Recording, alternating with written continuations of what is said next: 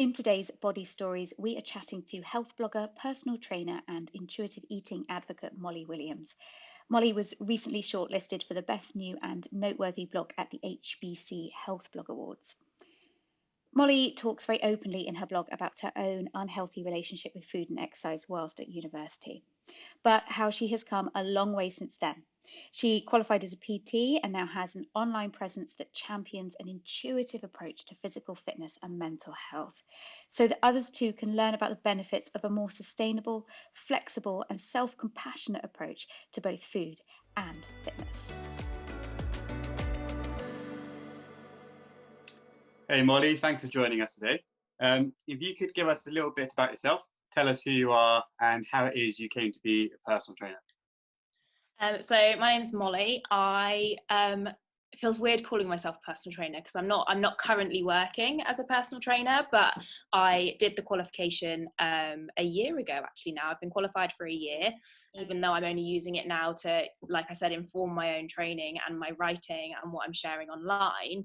I think it gives me that extra level of understanding of movement and exercise and the importance of it and how to do it safely, to also then sort of bolster what I'm saying around the whole intuitive movement thing as well. And I'm basing it on my own experience, but also on sort of actual knowledge, which for me is really important. So yeah, that's me. So what brought you to intuitive movement as your message then? What influenced that? It's been a long old journey, if I'm honest. I don't even really know where to start. I suppose I want to be able to enjoy exercise, and I have come through a journey of being really, really prescriptive with my exercise and having quite clear goals and things I've been aiming for, a lot of it based around aesthetics, and then just coming to realize through following a lot of other people and consuming a lot of other content online around this kind of thing, that sometimes that approach to fitness isn't always sustainable and it doesn't always fit in with your lifestyle. And I've had so much other stuff happen in my life over the last sort of 2, 3, 5 years that actually pursuing a really prescriptive approach to fitness has been detrimental to like both my mental health and my physical health. And so I came to realize that actually I just needed to take my foot off the pedal a little bit and sort of loosen the reins and be okay with a more flexible approach. I'm not a pro athlete. I train because I really enjoy it. And therefore, I don't have a specific goal that anyone else is expecting me to achieve. I was putting that pressure on myself. And I think there's a difference between pushing yourself to do things because you enjoy it, but also then pushing yourself to do things that are beyond your capabilities and you're doing it because you think others are expecting it of you, or you think that's what you should be doing. So yeah, it's been a long journey to get here, but I think now I'm in a place where like I totally appreciate that my motivation to continue training and be in the gym and move my body is because I enjoy it and I want to enjoy it and I enjoy the process regardless of the outcome. So it doesn't actually matter if I don't train for a week or more, or if I train every day, if I feel like I need it. And that might be sort of at varying intensities. It might be a walk one day, it might be a proper gym session another day. But regardless of what it is, it's still valid and it still counts and it's still something that I want to be doing, rather than feeling like I'm constantly having to sort of strive for progress and hit PBs in the gym and have this really, really sort of defined idea of what fitness means, and kind of finding your own way with it. And that's where I found my joy in exercise now, and that's something that I'm really sort of happy to have found. And how did you make that transition then? What had to happen for you in terms of, did you have to remove yourself from certain environments to do that, or remove yourself from following certain accounts? How did you take that shift from that kind of like aesthetic, I train because I must, to I'm going to move in a way that feels right for me today, this week, whatever?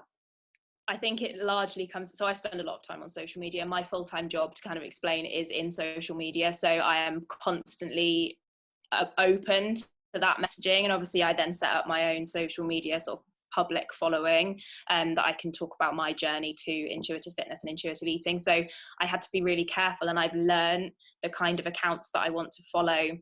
That, like, I use Instagram primarily, and I use it as an educational tool more than anything else. Like, I've built a lot of connections through Instagram, which I'm really grateful for, but a lot of the time, particularly over the last 2 years, it's been an education platform for me, and I've been following people who have a lot more expertise in this area, a lot more experience, and I have learned so much from them. And whilst I joined Instagram, or I was following people a few years ago who were very much pursuing the whole clean eating, like visible abs kind of rhetoric around fitness, I have kind of grown with them as they've moved away from that, and as their message has changed. I hate the term influencer, but you can't help but be influenced by the people that you follow. So as I noticed that was the way I was happy for my own fitness journey to be going, I was unfollowing people who weren't also taking those steps to a more flexible approach. So really curating my own social media to reflect the fitness and the body image and the body positivity messaging that I wanted to be seeing. And if someone started talking about things that I didn't want to be filling my headspace with and were triggering to me and making me think that what I was doing was wrong, or was, not the way I wanted to be doing stuff, then I would unfollow them, or I'd mute them, or I'd look into and really sort of be more critical about what I was spending my time looking at and thinking, okay, why am I finding that triggering? Is that something that I need to work on, or is that something that is just them and I can unfollow them and it's just not a big deal? And actually appreciating that, like, your social media and what you surround yourself with and what you consume, be that TV, be that books, anything, is totally in your control. So whilst I think my social media maybe has become a bit of an echo chamber of people talking about sort of the non-diet space, for me, that's what I need. That's what I need to be able to stay strong. And it is still a journey for me. So I do still have days where I think maybe I should go back to sort of, watching what I'm eating a bit more, or maybe I should be a bit more prescriptive about the fitness that I'm doing. Like, should I be following a plan and that kind of thing? And then after a couple of days, that kind of goes away and I'm quite happy doing what I'm doing again. So it is a phase, and it's this big learning curve that I think everyone has to go through. It's not something that I've woken up one morning and thought, this is how I'm going to do fitness now. Like, it has taken me probably 3-4 years to get to a place where I'm content in what I'm talking about, where I stand on fitness, where I stand on food, and can confidently talk about it to other people in sort of with a more of an understanding, if that makes sense. One thing I would say that really changed my mind, I think it has been, I was definitely influenced by other people, but in a really positive way. And I think had I continued to follow the accounts that are promoting weight loss, that are promoting, I don't know, bikini competitions and all that kind of jazz, like, I don't doubt it would have taken me far longer to get here, and maybe never at all, and I would still be where I was 3 years ago and sort of training really hard for hours at a time and that kind of thing. So yeah, I'm quite happy with where I am now, but it's definitely been an environment of my own building, I would say.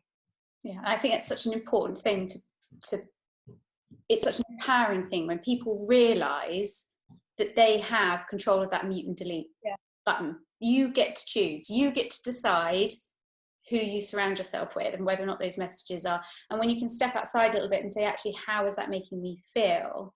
And I talk a lot with clients about, even things like they're going to a particular class and they hate it. I hate that spin class. I always feel like I'm the slowest in the room. I hate the way I come out and I feel like I'm not good enough. I say, why are you going? You can stop. You can swap that out. You don't have to be there right now. But it's interesting what you said about you've noticed a shift, a movement within some of those voices who previously were quite aesthetic driven to being more flexible. I think that's something, James, would you agree that we're seeing more and more, even with some of the biggest kind of fitness influencers out there? Yeah, massively. Even on the guys, whose bread and butter is turning around 12-week transformations, the language they're using is starting to change. You can definitely pick that up across social media, for sure. I don't know if that's something you've noticed, Molly.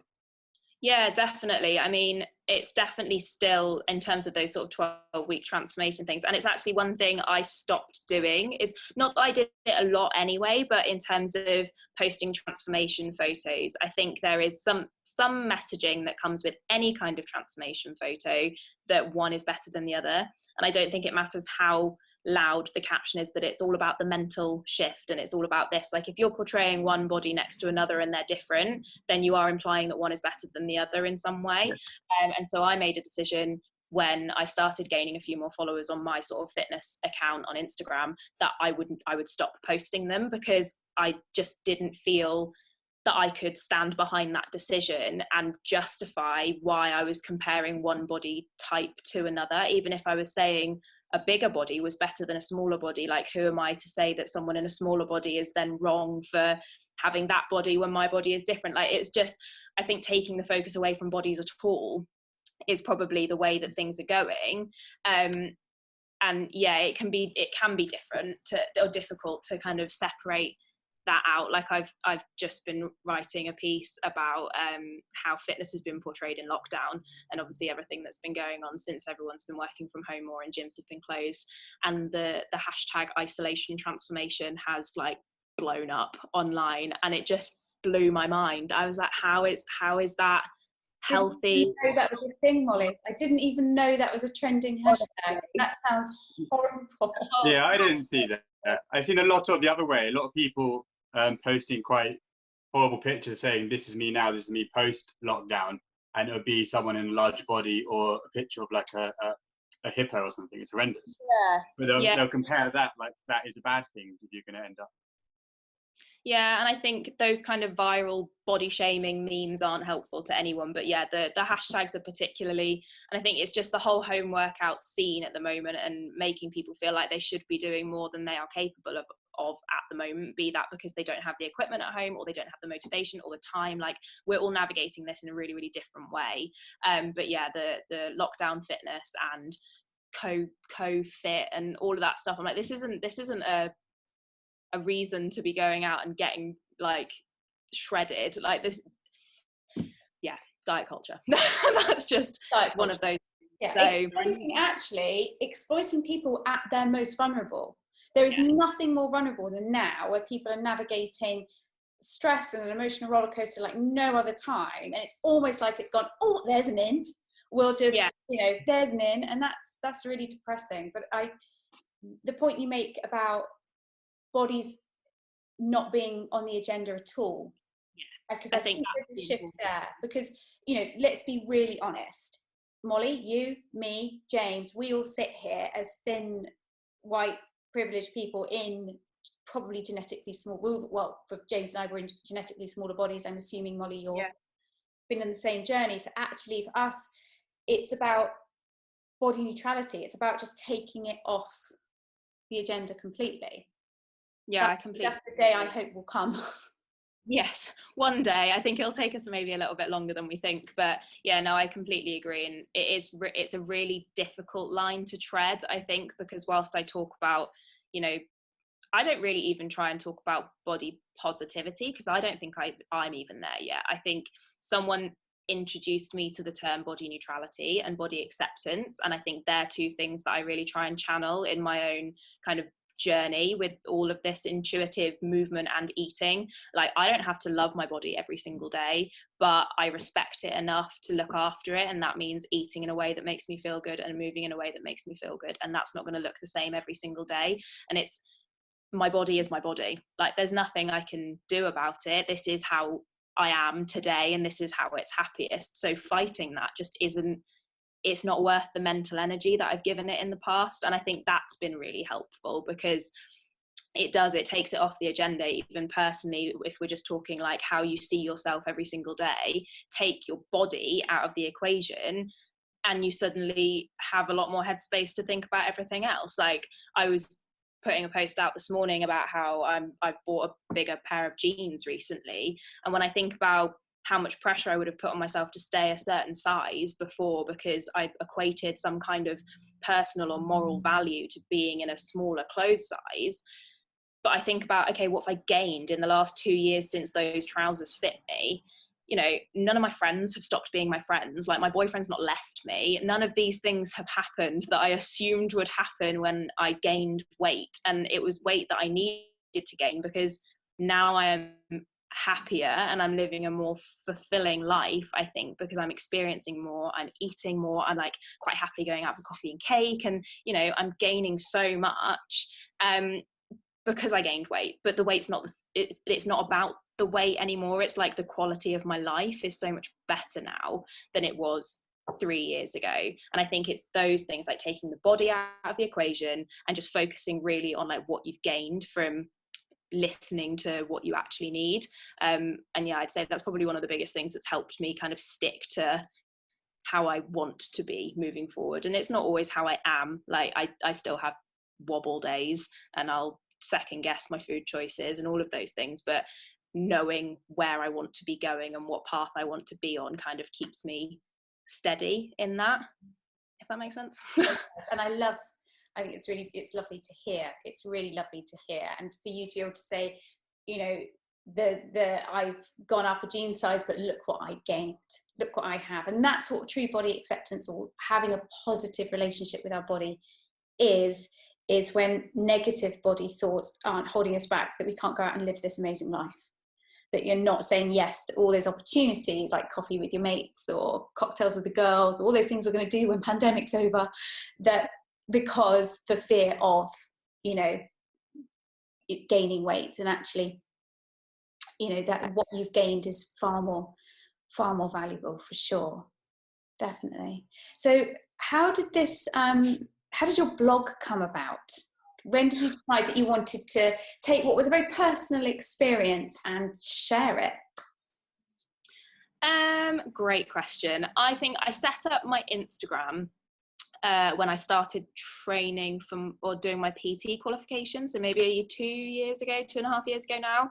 And I think in hindsight, I definitely set it up with a different mindset. Like I wanted to be like not a fitness influencer, but like I wanted to be seen as someone who could give good advice on like how to eat flexibly and how to train in a way that they enjoy. And I thought I'd be sharing workouts and all the people that I enjoy following on Instagram, and actually what it's become is something really, really different to that. And I'd say it's only been in the last maybe a year to 6 months that I've kind of settled into what I actually want my message to be that I'm sharing online.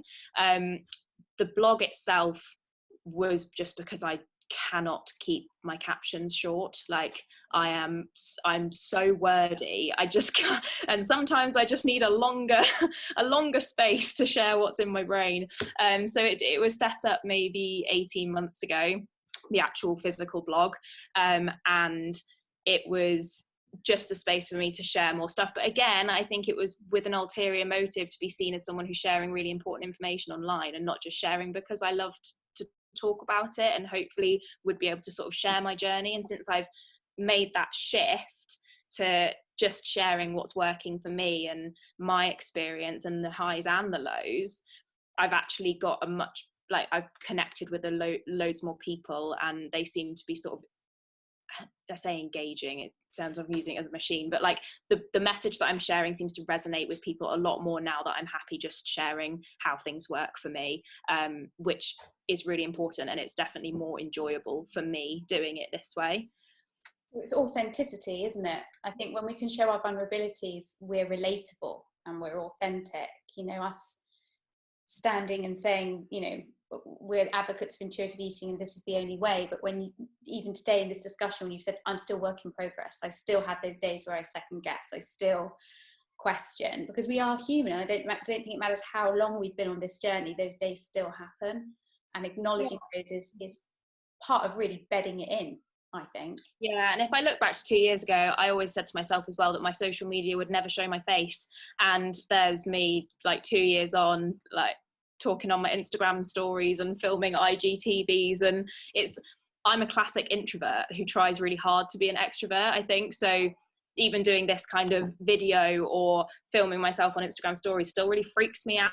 Like the whole world is seeing who I am, but actually there's no way that I'd be able to get this message across better than showing the world who I am, and talking from a place of authenticity and realness. And no matter how awkward that might be for me, I find that it's a better way to build connections with people. And although like I'm not sharing to thousands and thousands and thousands of people, the people who are listening to what I'm saying are getting quite a lot from it, and that makes me really happy. I'm very much that classic, like, if it can help one person thing, then I've kind of done my job. So yeah, that's good. Molly, I feel you. Yeah. No, it's lovely. Molly, did you come up against any sort of roadblocks or conflict if you've gone from the way you used to train and you're following like these bikini models, this contest? I'm assuming maybe you have some training partners in the gym who are following, or training friends who are on the same sort of path. When you decided to step off it and pursue this new route, how do they receive it? I'd say, well, I don't think no one's ever questioned me. I've always had a really positive response, particularly on social media, which I'm really grateful for. I didn't share my fitness, so I still have like my personal Instagram, which I've had since I was like 16. So this was like a separate platform, and I kept it really separate and really secret for a long time.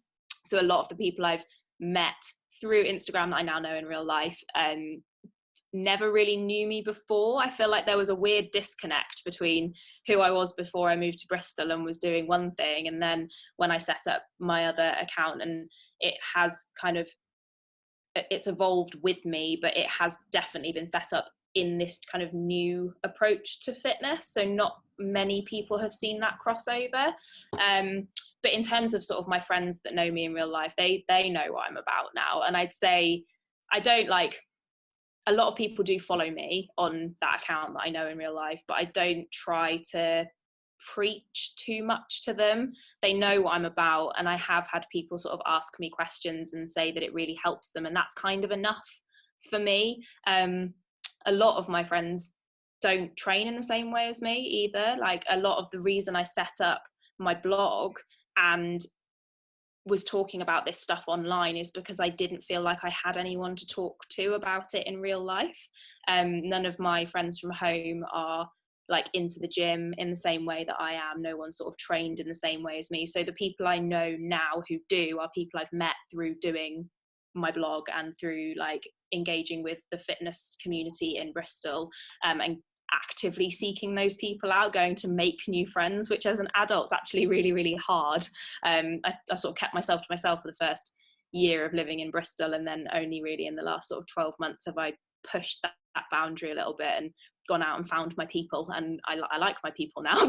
They get me. We're all on the same wavelength, which is amazing, because I don't feel like I'm ever having that internal conflict of someone sharing or pursuing something that's really conflicting with what I want to be doing. Like, people are still pursuing goals the same way that like I want to get stronger in the gym, but everyone's doing it from a place of like a really good balance, and we can talk and quite openly about when we're struggling, or you know, things that we've seen online that we'll send to each other and be like, look how ridiculous this is, and it kind of like boosts each other. So yeah, it's been really good. I think the biggest struggle for me is coming at it from like a personal training perspective, and having that knowledge and knowing that if I were to go into the personal training space as I'd say I'm still a professional now, even though I'm not pursuing it as a career, but if I chose to start working as a personal trainer, I think I'd have to work really hard to carve out a space for myself that seemed like I still knew what I was talking about. Because I feel like sometimes if you're not a PT that's talking about sort of transformations and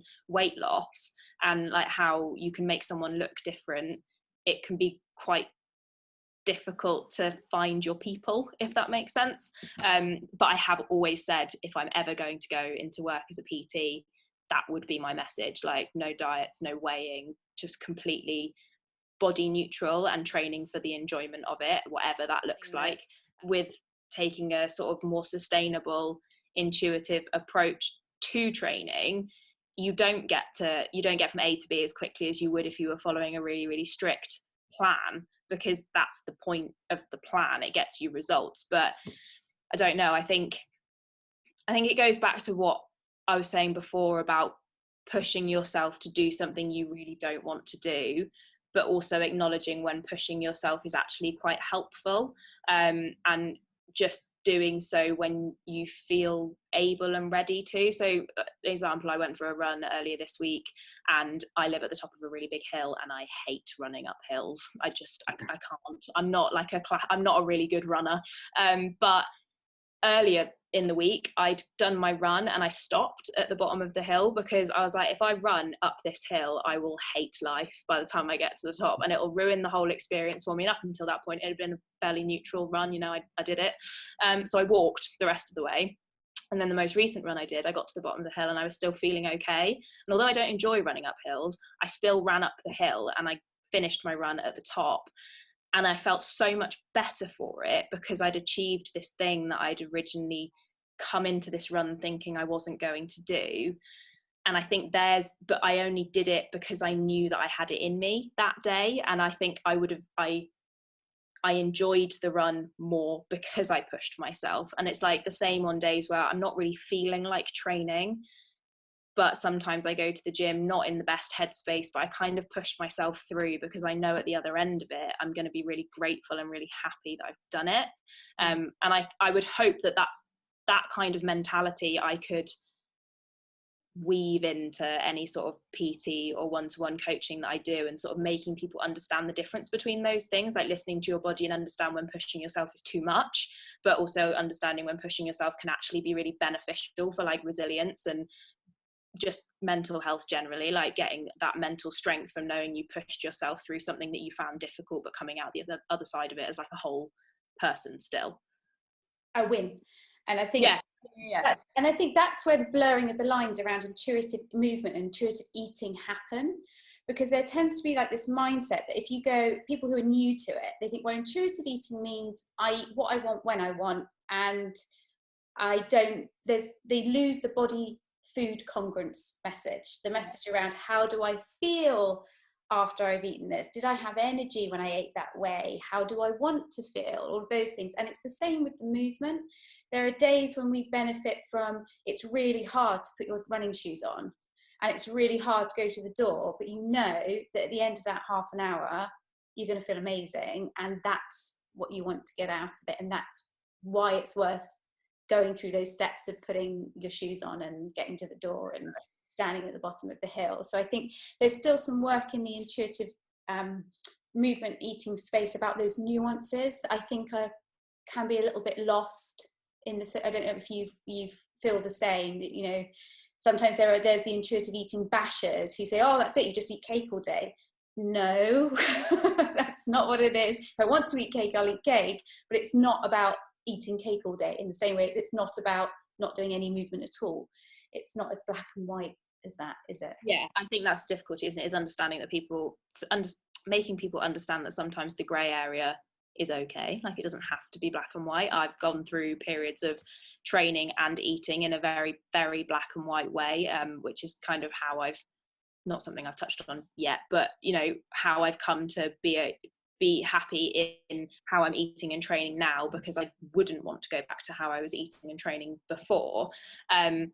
But yeah, I think I try not to give too much, I say, advice on intuitive eating. Like, I'm still sharing this coming from personal experience, and there's a lot of learning and educating that I'd really like to do around it, but I don't have the headspace for that right now with, you know, full-time job and everything else going on as well. So I've learned a lot from reading and following people and sort of trying it out myself, and that's kind of what I try to share. But you are right, I think there's a lot of people who think intuitive eating is easy, and I don't think that's true either, because you're unlearning a lot of habits. But equally, someone was saying to me that they really struggle with intuitive eating because they feel like they're doing it wrong, or something that they were saying, and I was like, the way you're talking about it makes it sound like you're still being really restrictive, which means you're not eating intuitively. So I kind of directed her to go and read more about it. Like, don't pressure yourself into suddenly eating intuitively, because it doesn't happen that way. You need to figure out how it works for you as an individual. So yeah, but there's a lot of stuff around, you know, people think it's just, you know, eating when you're hungry and stopping when you're full. That's intuitive.